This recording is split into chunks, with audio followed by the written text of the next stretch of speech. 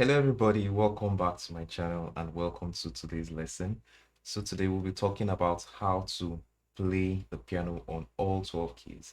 And for a lot of people, this is actually a challenging thing because they find themselves stuck to one key, which they are very comfortable with.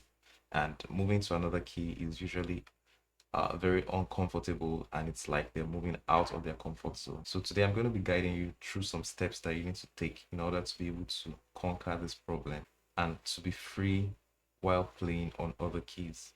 Okay, so let's dive right into that. So the first of them all is the diatonic scale, which is also called the major scale. So this right here is the major scale or the diatonic scale. You need to be able to do that in all the 12 keys, in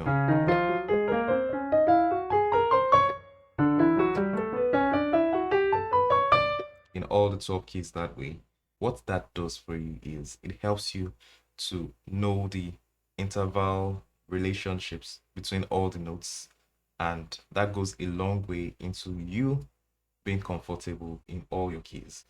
So the next step you need to take is to learn your minor scales in all the 12 keys as well. Now, every major scale has a minor scale that is attached to it, and that is called the relative minor. So it's like a cousin to the major scale. So how do you get the minor scale? Every major scale has a minor scale that is attached to it because every major key has a relative minor, just like a person having a cousin. So, for example, on the key of C, the relative minor of C can be gotten by just counting 3 semitones away from the key of C. So, if we do 1, 2, 3, A minor then becomes the relative minor of C. Let's take another key, for example. If we're on the key of F sharp major, to get the relative minor of F sharp major, we just count 3 semitones away from F sharp. So that will be starting from F, 1, 2, 3. That then means that D sharp or E flat is the relative minor of F sharp, right? So another way to look at it is the sixth note of whatever key you are is the relative minor. So we're on the key of C. I want to get the sixth notes. That's just 1, 2, 3, 4, 5, 6. Do, re, mi, fa, sol, la. That means the la note is always the start of the relative minor of any key. So if you want to play your minor scale, you start from the sixth note, or you count 3 semitones, downwards from whatever key you want. So how do you then play the minor scale?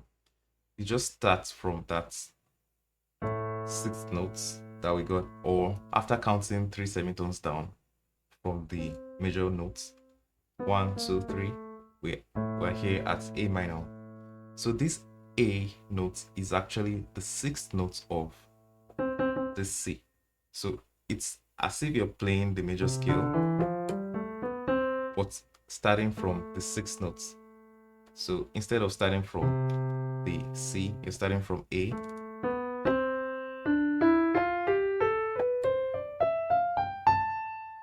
Okay, so you need to be able to do that on all 12 keys. The next thing you need to be able to do is to master the different qualities of your chords, which are major, minor, diminished, and augmented.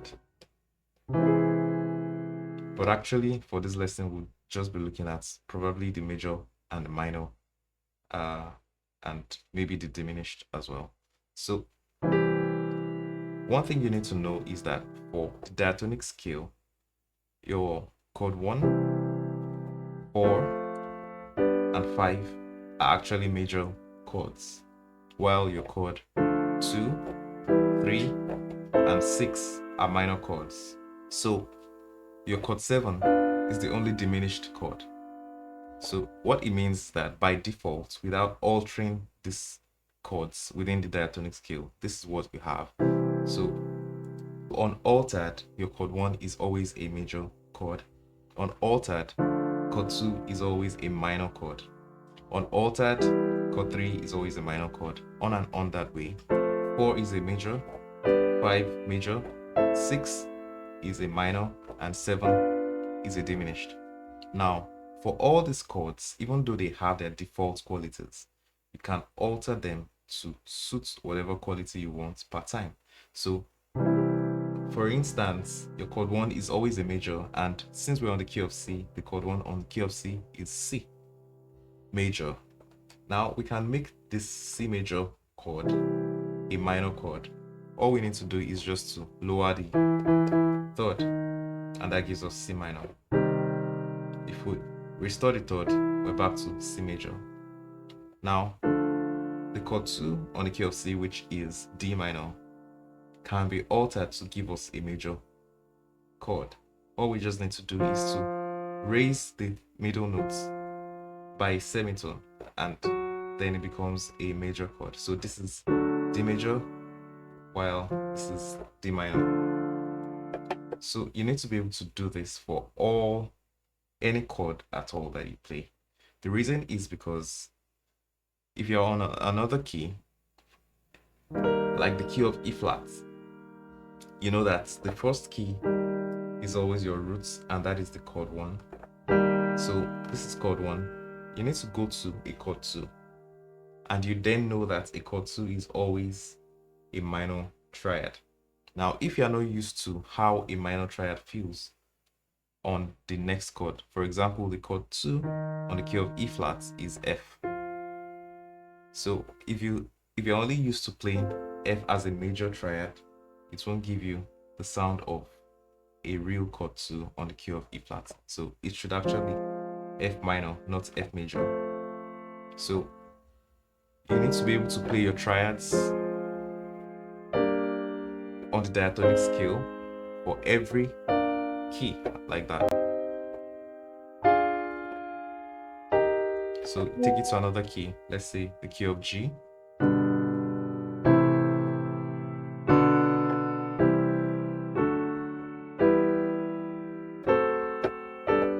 So you need to be able to do that for all the keys.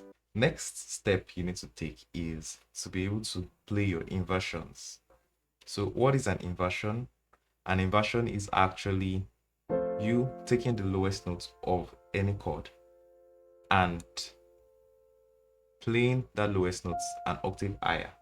When you do that, you have your first inversion. So this is a root chord. When you take the lowest note, which is the root, up an octave, it becomes first inversion. When you take the lowest note up an octave again, it becomes the second inversion. And when you repeat that process, you're back to the root position. So if you need more clarity on inversions, just check the video showing on your screen. Check that link. I did a full explanation on inversions. All right. Yeah, so you need to be able to invert all your chords on all the keys. So exercises like this.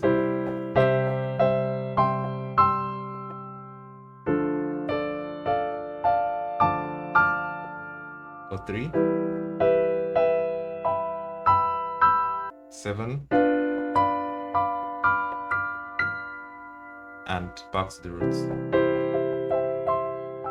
So mind you, that was just on the key of C. You need to be able to do this through the diatonic scale for all the 12 keys. So the next step is something that is very important, and that is you playing a progression that you play in your favorite key and transposing it to other keys that you're not familiar with. So you can start on your favorite key and then go up chromatically. So the exercise is this.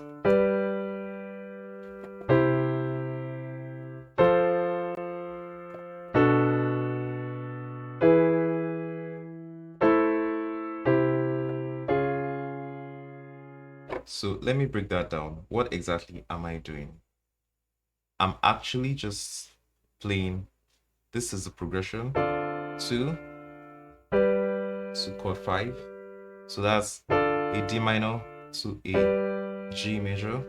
So then we play the C major to F. Then we play the B minor 7.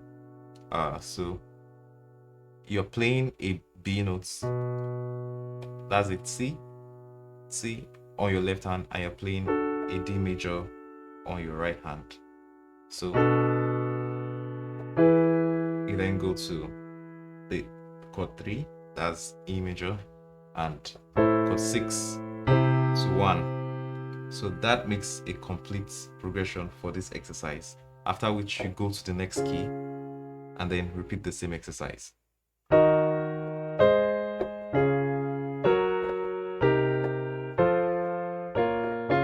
Then you go to the next key again, which will be this time D.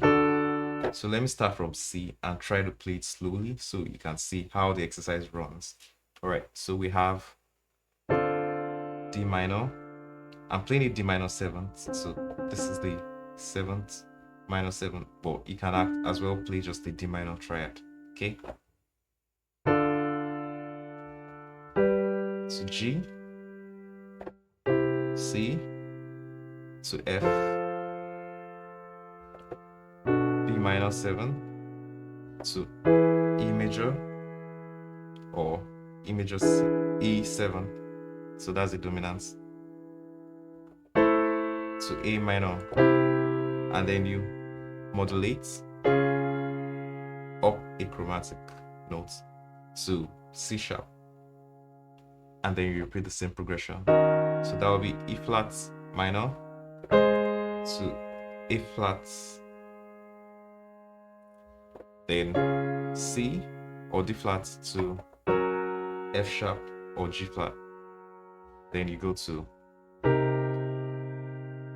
this C minor 7 to F major, then you end on B flat minor. Then you take it up a step to D major. So keep on going in half steps, and that way you're forced to play that same progression on all the 12 keys. So that's just a simple example. You can start with something simpler, like playing, just giving yourself a simple progression. So something like chord 1 to 5 to 6 to 4, and that will be something like this.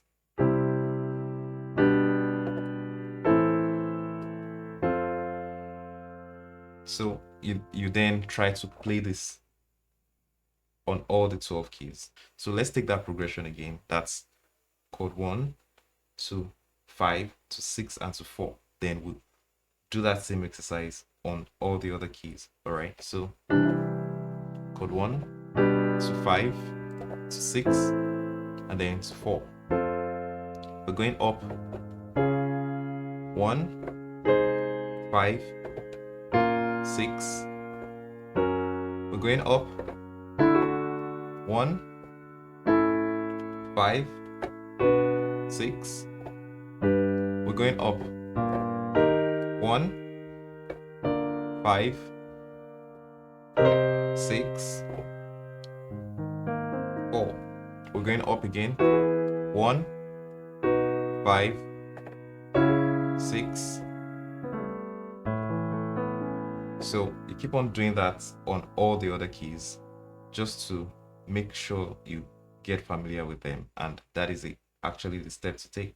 Finally, what you also want to do, which is similar to what we just did now, is to pick a song of your choice, a song you like so much, and play that song and keep modulating in half steps till you cycle through all the keys. All right, so let's pick a song like Thank You, Lord. Thank you, Lord. Thank you, Lord. Thank you, Lord. I just wanna thank you, Lord. We're modulating to C sharp. Thank you, Lord. Thank you, Lord. Thank you, Lord. I just wanna thank you, Lord. So he modulates again. Thank you, Lord. Thank you, Lord.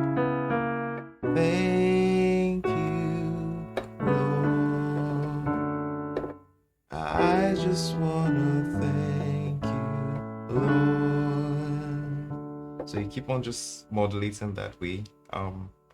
You play it in whatever way you're comfortable playing it. You don't have to do anything fancy. Just make sure you're able to modulate and play that song on other keys. And whatever you find difficult in a key you modulate to, just stay with that and make sure you figure it out before moving to another key. All right.